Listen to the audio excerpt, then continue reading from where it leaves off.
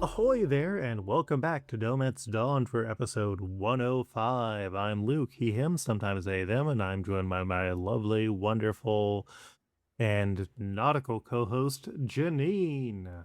Hello, my name is Janine Juliet. My pronouns are she, they, and I don't have a third thing to say because, Luke, we have a guest today. We do. Oh, whoa, who? That's so exciting. Yes, would you like to introduce yourself, Joan? Oh, it's me. I'm the guest. That's crazy. Hi, I'm Joan Arbuckle. I draw cartoons. I do cartoons on the internet, and sometimes people read them and giggle, and that's what I'm about. Oh, yeah. As of the time that we are recording this, you had done one of the Swan Boy guest strips last week, and you've also been releasing your own comic about brain worms recently, and you just do a bunch of very good, very emotional, very well-colored work.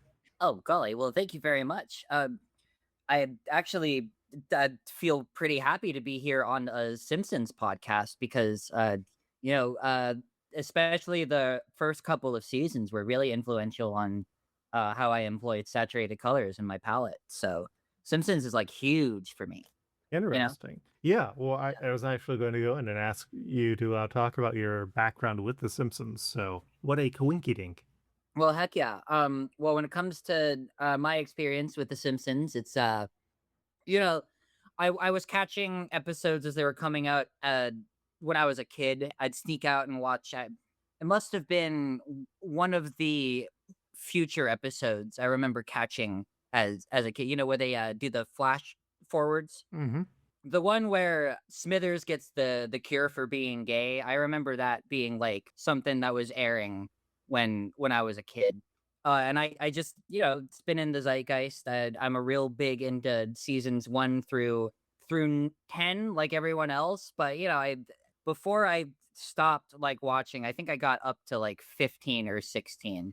And I just kind of like cycle through, like I try and watch the new episodes if there's a Treehouse of Horror that seems particularly good, or if people say like, hey, the Skinner's Chalmers road trip episode's pretty decent. I remember checking that out.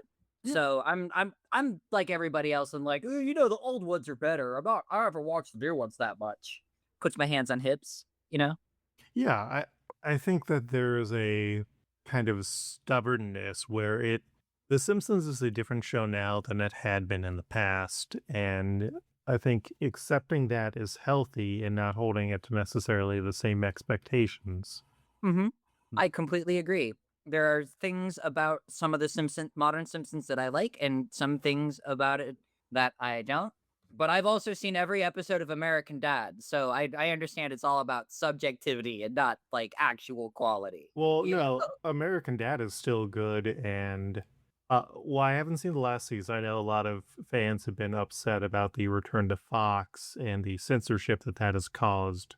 It's so goddamn weird, man. Like that's a whole can of worms in and of itself. Me and my roomie have been catching the episodes as they air and having our own little conversations about like, are they trying to ungay Steve? There are a lot more jokes about the CIA. Like things that I'm certain will come out later about the changes, but I'm curious about specifics myself because it is noticeable. Let Steve be gay and trans. You hear it here, folks. I'm gonna make a comic about trans Steve. Oh yeah. Hell yeah. Yeah, I'm gonna do it.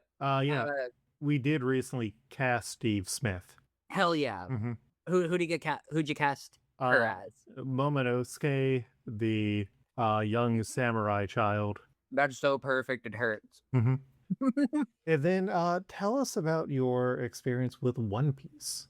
So when it comes to One Piece, I watched, and this is where everyone tells me like the anime is the slowest in the beginning. Mm-hmm. I watched through to the completion of Usopp's arc when COVID happened, and it's just so big that I've learned a lot of it through osmosis. Like my roomie's real big into it. I know I know the whole shtick about, they're searching for the One Piece. I vaguely know how most of the crew have ended as part of the Straw Hat crew, but very minimal. Enough that I understood this arc out of context Mm-hmm. because it's a filler arc. Yeah. But I do need to get into it. It's been on my list for forever, but it's just it's daunting, you know? Well, did this make you want to check out more from where you left off? Yeah, genuinely, it did. I can see how this is like a filler arc. I like anime enough to know, like, all right, they had to bottle episode this and get Caesar back because you could tell like there's a thing that they were leading into and they have to get back to a status quo and go, oh, that was weird, whatever. But like, yeah, I think, and we'll get more into it when we talk about the episode itself, but I feel like it did a pretty good job of condensing what the vibe of One Piece is Yeah. and characterizing everyone pretty strongly. Breed is a weird little freak, Yeah. and I kind of think he's a perfect One Piece villain to just get murked and disappear. Like he works thematically, I think, for what One Piece is supposed to be about. Yeah. But he is very half-baked. Like, he could have been like a non-canon movie villain, and I think it would have worked really, really well. Well, we can talk more about that, but first we've got to talk Yeah. Simpsons. Yep. Transition slide. Yippee! All right. So we have 2 episodes of The Simpsons this week. These initially ran between December 22nd and January 12th of the years 2013 to 2014. Oof, we are getting closer to only being a decade ahead of, well, no, we've still got a good year or so before that's a going concern. But oof, passage of time is horrifying. Yeah. No, I remember telling one of my girlfriends, like, yeah, I'm watching an episode of Modern Simpsons for this podcast. And then she's like, what episode? I'm like, oh, steal this episode, Married to the Blob. And she just sucked through her teeth and said, that's not Modern Simpsons. What is, did she explain more on what she thinks is? Oh, just in terms of like, yeah, it's from 2013, 2014, it's the passage of time, like they would be in 4th grade now if they were put into school, yeah. Yeah, so still this episode, Homer wants to see the new Radioactive Man film to avoid spoilers, but gets angry at the theater because of all the commercials, so Bart shows him how to illegally download movies, and he starts showing the movies at his house. Marge reports it when she finds out that it's illegal, and the FBI comes after them with Homer being arrested, but he isn't aware that Marge was the one who reported him. He escapes in an accident and flees to the Swedish consulate. That's when Marge reveals that she reported Homer, and he decides to turn himself in and is taken to court. He tells his side of the story, which reads as a populist underdog story, so the studio drops the charges. That way they can get the rights to his story, and then the community decides to pirate Homer's film. He gets offended and then tells them all to go see the movie and buy the products that are promoted within it. It's certainly an episode. I think simply by contrast to, I watched Married to the Blob first, and that felt like, well, I mean, we'll talk about it when we get there.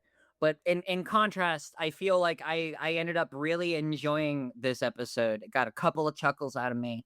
I always like a good Will Arnett cameo. Yeah, I kind of liked it.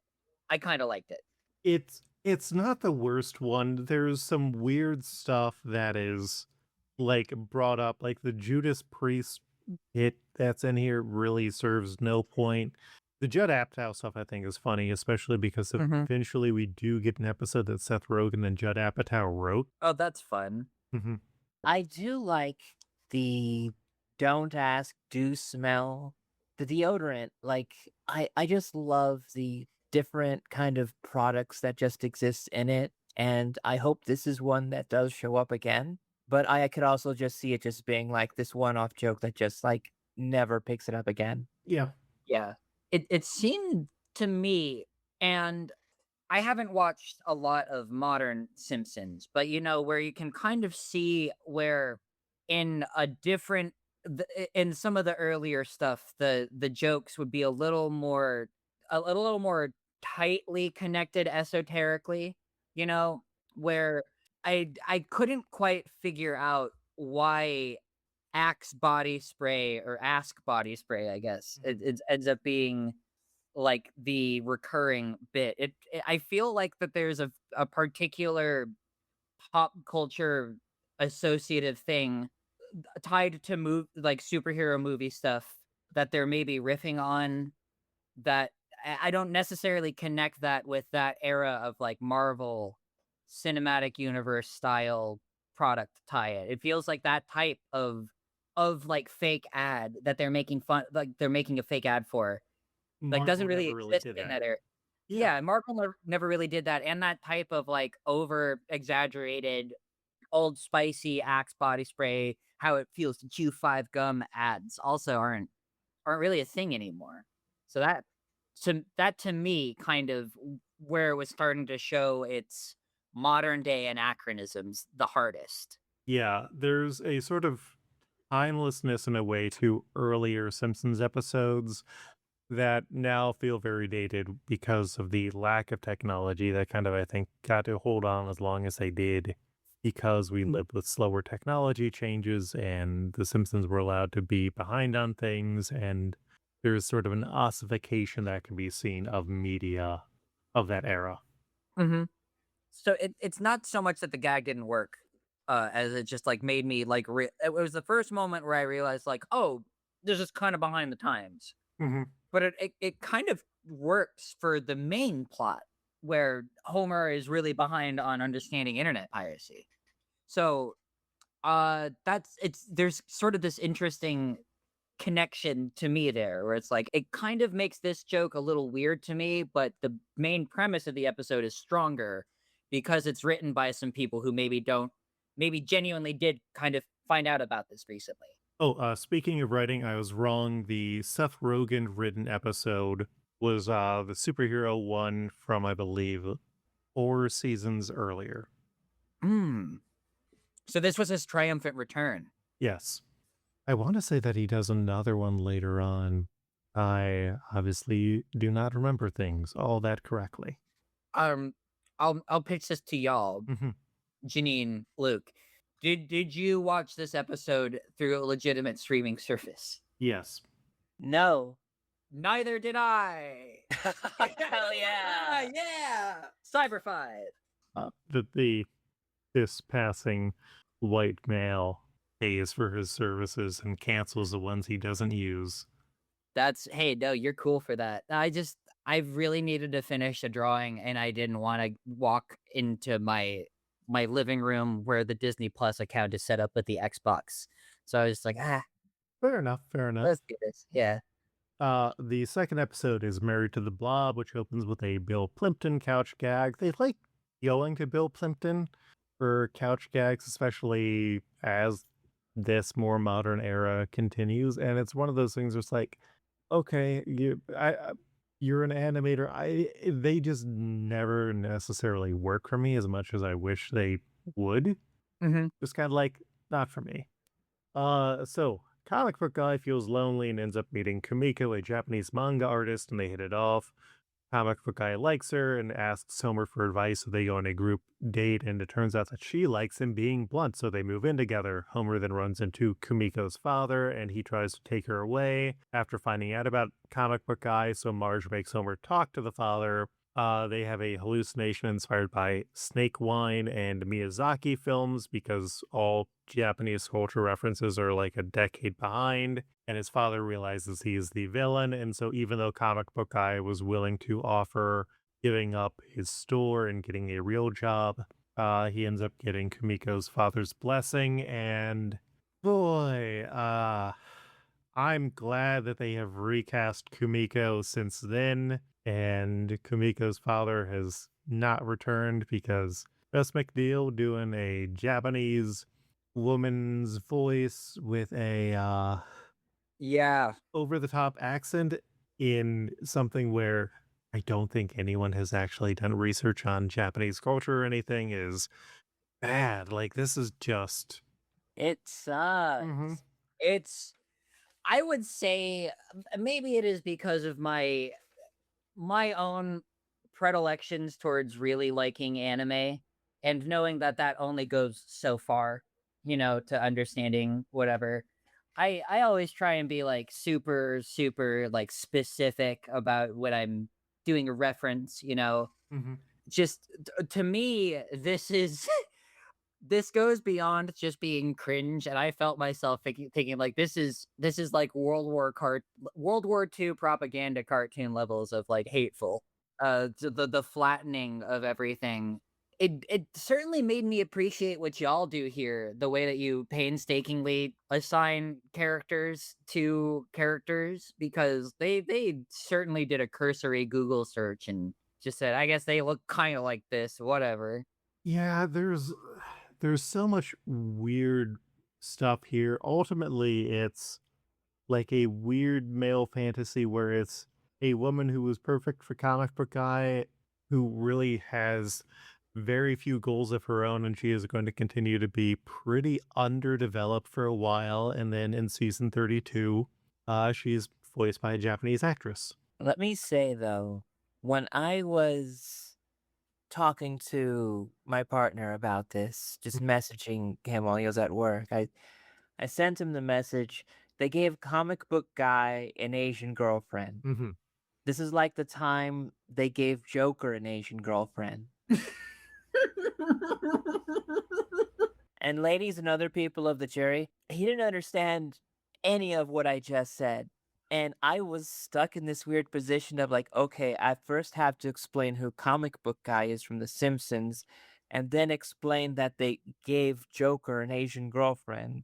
And that both things are, you go through a lot inside a relationship, and there are just sometimes when you just know so much nerd shit and you There gotta know when you have to hold back. There Yeah. is a point where I will sometimes be laughing at things, and Abby, my beautiful, wonderful wife, will be like, "What's funny?" And I just have to decide, is it worth explaining? If not, I just say, it is not worth the explanation. Because other times you're kind of drunk and you have to explain why you're laughing at an image where it's workouts to get a great six pack, and it's all different images of a guy going down on himself. Yeah. Ah. I wish I could have even been as because I look at Kumiko and I I don't see a Japanese woman. I see a flattened caricature of a cartoon. I don't see they're trying to make a lady and go for. I've been describing this episode as comic book guy gets an anime waifu because she doesn't even feel like a human being in the context of The Simpsons. She Mhm. feels like she has walked out of other Simpsons anime parodies. I mean, technically, she walked out of the Simpsons Tapped Out game where she made her original appearance before appearing in this episode. Whoa. Well, I don't uh, know if I feel better about that though. Oh, no, no, you should feel bad because that means that she was literally commoditized in a game and it was essentially like a gotcha. oh my god, so she is literally comic book guy's anime waifu. Hmm. Oh, Jesus it's Christ. so unfortunate. And guess what? She's going to continue being sexualized as comic book guy's anime waifu because they don't know what to do with comic book guy. Yeah, they can't. I don't know if this episode even has pathos for him or not. It can't. I don't think they can figure out if they still want him to be the butt of the joke or if they want him to have something to latch onto. The thing is, he's being rewarded for who he is, and when he is willing to change, he does not have to make any changes in his life. And so ultimately, it is a unsatisfying story because he gets everything that he wants without needing to actually give up anything. And Yeah. yeah, it sucks. I hate it. Let's talk about One Piece. Yeah, something that's cool. Oh, wait. New characters unlocked include Judd Apatow, the Collider, Windlad, the Chupacabra, Paul Rudd, Seth Rogen Bailiff, and many others. Now, transitioning to One Piece talk. This week, we're discussing episodes 626 through 628 of One Piece. These include Caesar goes missing, the Pirate Alliance makes a sortie. Luffy dies in the sea? The collapse of the Pirate Alliance. And big reversal! Luffy's explosive Fist of Fury! Yeah. Welcome to a filler arc where you get a guy with a overly strong and underdefined power, a lot of weird imagery, flashbacks to earlier stuff that aren't relevant. And yeah, Joan, welcome to One Piece. Yeah. Hey, look, of all the media reses to come into, I feel like this is probably the most apt for me to be joining on. Mm-hmm.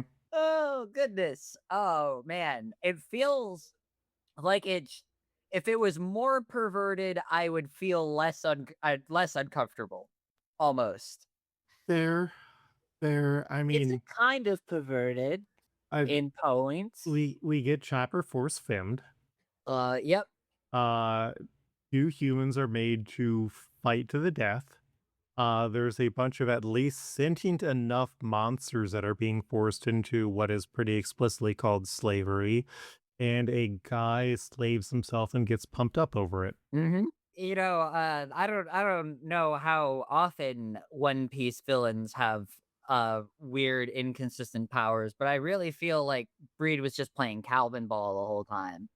Yeah, the point where why doesn't he always just have himself jacked up on his own collar? Yeah. And also, does he want to turn everyone into animals, or does he have to make his powers work? Yeah, like there needs to be a clearer weakness for this because he's able to use his powers on Law and Luffy without any issue, and it turns out the only weakness is you have to be able to hear him, which you don't apparently need to be able to I assume you have to be able to understand him as well. Mm-hmm. But yeah, it's just a bunch of Calvin Ball, like you said. Yeah. I can see the formula for a One Piece villain that is actually developed within the structure of how they were trying to set him up. But if they wasted so much time just going, no, this is a filler villain. Don't worry, we have nothing to do with this. Has nothing to do with the previous arc. He's not working for the other guy. Nothing to do with that. Nope. Nothing. Anyway, here's the guy. You know? Yeah, I do think there is another One Piece movie that has a villain who's able to control animals, but I am not 100% on that because there's a few of them that I have not seen. Yeah. I think it's neat that Law is wearing a Nirvana hoodie. It's pretty cool of him. Yeah, he's an outtake from Jamiroquai. I feel like I was going virtually insane watching this arc. I'm not gonna lie. Yeah. Law is here because he is a popular character, and they have a reason for him to be here for some filler. There were a couple of things about this that just kind of I kind of liked. I think it's neat how Chopper kind of ended up being the character that kind of like spoke for everybody. I feel like maybe he doesn't get to have that many like victorious speeches, but I don't know. It was over, and I'm just like, I would like to watch some better One Piece by the time it was done. Yeah. When Breed was actually like swinging everyone around, you got the screen cap from it. Like that Sakugo was actually pretty decent. I thought it was animated pretty cool. There's just weird stuff. Like we get some loose like backstory for Breed where his crew like thought that they were all being taken advantage of, so they just set him out to sail on a ship or like on a small rowboat until he ran into the animal pirates, but it never is really clear about when did he get the devil fruit? When did he eat the devil fruit? Mhm. Did all of the men on the crew cover their ears that way he could no longer control them? Like, I don't want to get full Hunter x Hunter, but like, is there some sort of range where it stops working? If the collars get wet with seawater, does it stop working? I have It's so many questions. it's when you don't spend enough time developing like how the rules of a power work in a series that like even One Piece is pretty concerned about like the minutia of it, right? Mhm. Like they go out of the way to show that like the dugong can use hockey, right? Yeah. So they care enough to put a hard counter to Luffy here. You know, they make sure that Law is paying attention. They explain that he does have to be within audio range and they have the speakers up. So you're thinking about these things the whole time. You're thinking like, well, Luffy, when he's not around, why don't you just try and has anyone tried to pull them off? Hmm. You know, I kept thinking like they didn't even like show them like try and struggle with it and have a da da da da da, you know, or maybe they did and it was just so inconsequential that I don't know. Does it have It to go just around the neck? exactly. It feels like Luffy should have just as soon as he like walked around a corner, he's like, all right, time to rubber my body, Hmm. use my fucking cool powers, and make this not work no more. I mean, we do see Chopper turn into a giant monster form, and the collar just expands with him. But yeah, it's got the sex purge problem, where it's the premise just raises a lot of questions and then is not super concerned about telling the story about it. Yeah. Uh, Janine, you're the pro collar person here. You seem like the person that we need to that should be trying to suss out the collar power. The Well, what? Yeah, what are your thoughts on Collarama? I really don't know. I mean, I think that I kind of like thought about, oh yeah, if you just can't hear him, then you're just fine. Like very early on in the second episode, Mm-hmm. but I don't know. Like I feel like it, despite being so overpowered, is also still so very manageable in that easy way Hmm. Mm-hmm. that like honestly, I feel like if you can just wait for him to go to sleep, you can just beat him to death Yeah. and you'd be fine. Like I don't really see him like being that big of a threat. So like even if he could be able to make people do something, it's only really terrifying in how smart or evil he is. And the thing is that he's just bitter and dumb. Hmm. And like that is just enough. Like the only way he hasn't done anything creepy with this power is because he hates humans. Yep. And the only reason why like he hasn't like gone full scale with this is because like either he's just starting or he's just I don't know. Like I it's hard to really think about it in the big picture because by design he works best when you pay attention to him the least. Mm-hmm. Like 3-part arc just felt so long. Like there was a lot in it, but so little of it was really engaging. Mm-hmm. It's I'm glad this is not something we need to be concerned about, but I do like the sumo capybara. Yeah. A tier design. I do like that Chopper's outfit was just right over his regular cap because I don't think we've seen time skip Chopper without the hat, Hmm. so they really couldn't draw anything underneath it because they don't know how big his actual fucking head is. Well, yeah, because he's got his original season hat under the new big hats. So, I mean, I think the bigger question is why does Breed have a hat that goes over Chopper's doctor hat? Again, these are questions that they are not interested in answering. I'm I'm not particularly interested in the answer to that either because of the implication. It's upsetting. He's upsetting, but in a way that is not fully expounded upon. There could be something interesting to be said about the the comparison between a captain that subjugates a crew with fear and absolute control versus what you can get from a crew with collaboration and mutual respect, which is something that it ultimately culminates in. It culminates in Chopper kind of speaking to the way that Luffy is his captain out of a feeling of respect and admiration, and that Breed is never going to get anywhere so long as he just wants to overpower people. And Breed clearly just wants animals because he thinks that they are easier to control. And it's kind of interesting for like 2 seconds until it's just like, oh my god, you know? Yeah, he's underbaked, especially because I feel like most of the modern movies would have given him a bit more writing to him, because we have seen like other villains who are very obsessed with control in some of the films, like in Baron Omatsuri, which I would rather watch that one. That's a really fucked up one where it's very horrific. Mm-hmm. But yeah, do we have any other final thoughts on this episode? I'm glad he got Team Rocket blasted off again, and all the collars exploded to show like, oh, he's dead. Don't worry, he's Yeah, he hits the water and he drowns immediately. yep. Such is the curse of the devil fruit. Yo ho ho. All right, let's go on to character matching. Yippee! We have one character to match this week, so let's talk about Breed. Yep.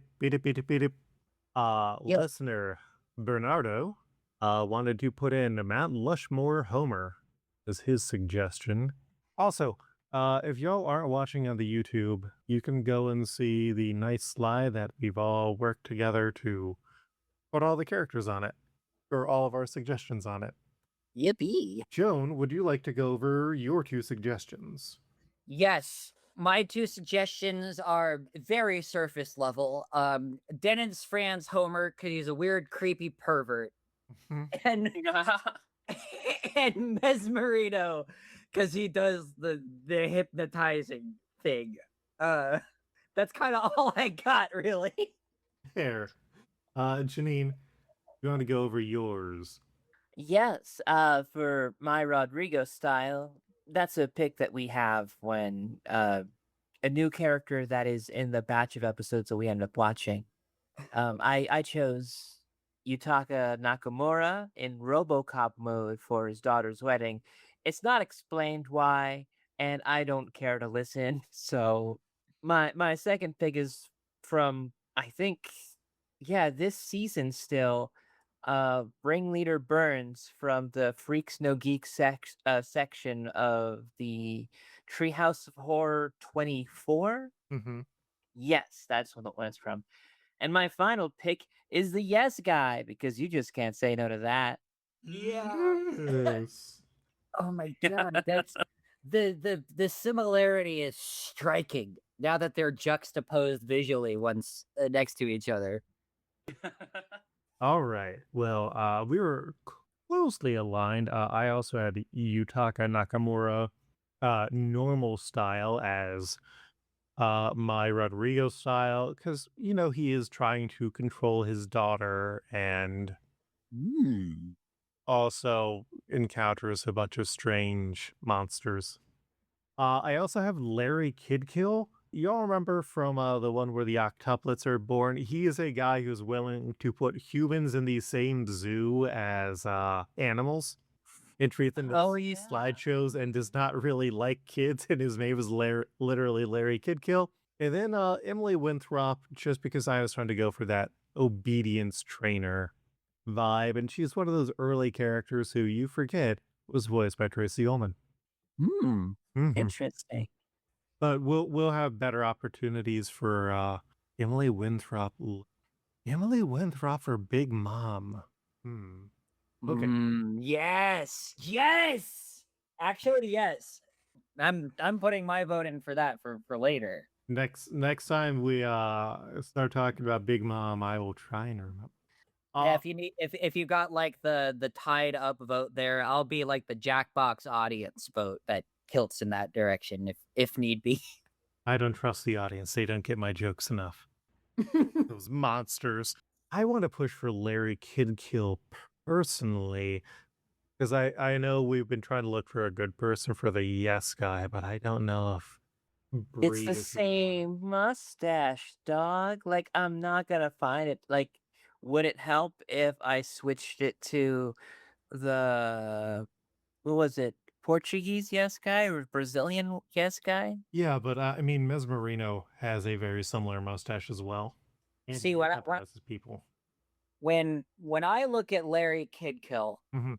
in the context of Breed, it's kind of perfect. He's got like the similar profile. He has the bow tie.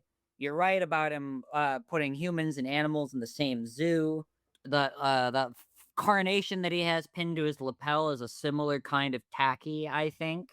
So as much as the yes guy is a funny visual to me, I think that Larry Kidkills, I'm leaning towards that myself. I just had a horrifying and wonderful idea for where we can use yes guy, Janine. You're going to reference a thing inside of the future that I don't know yet. Yeah. And I can't feel great about that because I don't know how much I could agree with you. Oh no, I'll bring it back.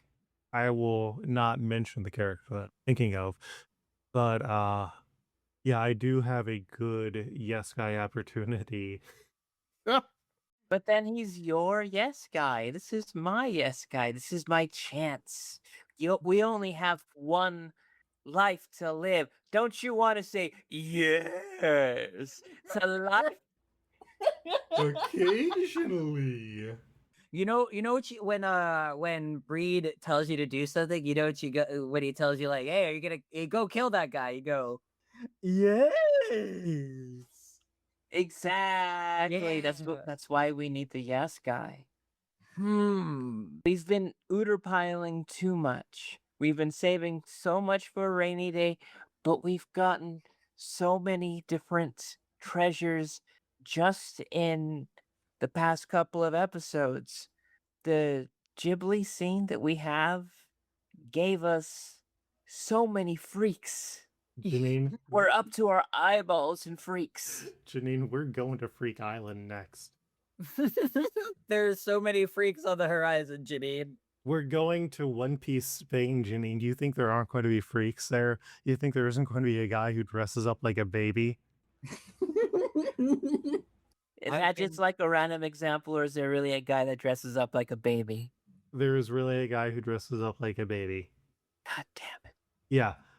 He and Frankie are going to be enemies who respect each other. Wow. Frankie, you're a more tolerant man than I am a woman. Than I am a tolerant woman. You know. I mean, we've got 2 votes for Larry, Janine. I know. I'm and sorry, Ruby to one. I'm so sorry, but just I'm imagining Larry Kidkill because he's got the microphone too. So he's talking into the speakers. I can imagine it in my head just perfectly. That's it. I can't argue against that. It's the numbers. I've used the numbers plenty of times against Luke. It's I can't get too angry. I got full named. Did I give you the full name? Yeah, you gave me a Lucas. Not a fan of that, Janine. Dang. But I could not have said Lucas because I don't believe that is your name. I call you Lucario all the time. Says it on your birth certificate. You showed me before we started recording, Luke. It was just off of the screen. Oh, I guess you could have doctored it. Shake my damn head. I'm sorry. All right. So our breed is Larry Kidkill. Yippee. Let's wrap this up. Credits. Whoa. Hey, Joan, do you want to go over places where people can find you? Oh, absolutely. I'm posting comics on Blue Sky mostly. The comic that I just finished making, I am posting onto Blue Sky. It's called the Brainworms comic. It's a little heavy. It's about, it's stand-up comedy and suicidal ideation, but it's funny. I swear to God, it's like funny, and if you can stomach the premise, I think it's pretty neato. So I'm posting all that onto Blue Sky. It's where I post everything first. I also post on Instagram I also post where I'm going to be for IRL events and stuff. I do comic cons and zine fests and junk, and I'm always going to post what I'm doing there as well. If you want to follow me there, that's cool. I think you'll like what I do, maybe. I do. I like your Brainworms comic. You let me read it all early. Well, golly, thank you so much. I really appreciate that. All right. Janine, where can you be found online? You could find me on Blue Sky, JanineJuliet.biscuit.social, on Instagram at Janine is dope. And also I do another podcast with my friend Flighty Buttlass, whose birthday it is today. You can find that wherever you find podcasts, and that updates whenever the hell I feel like it. I just haven't felt like it lately. Luke, where can the people find you? You can find me on Blue Sky at coltreg.biscuit.social. You can also go to the Patreon that supports this show under my government name, Luke Hair, LUKEHERR, or you can also find comics that I've written at coltreg.itch.io. Our podcast was edited by Andie. She is wonderful. You can go and follow her on Blue Sky at wynf.co.uk. That's wynf.co.uk. And our cover is by Mike Patten, who you can find on Blue Sky at Patten Pending. That's PATTENPENDING. And also on Linktree at linktr.ee/Patten Pending. PATTENPENDING. D'ohMance Dawn updates every other week. You can follow us on Blue Sky at D'ohManceDawn.bisky.social, where, that is the easiest place to see what characters we have open casting for, especially as next episode, we're going to Dressrosa. We're going to One Piece Spain. We're going to a puppet state with wrestlers and boys and gambling. And in fact, we don't need One Piece anymore. We're just going to do wrestling and gambling. Wahoo! Finally.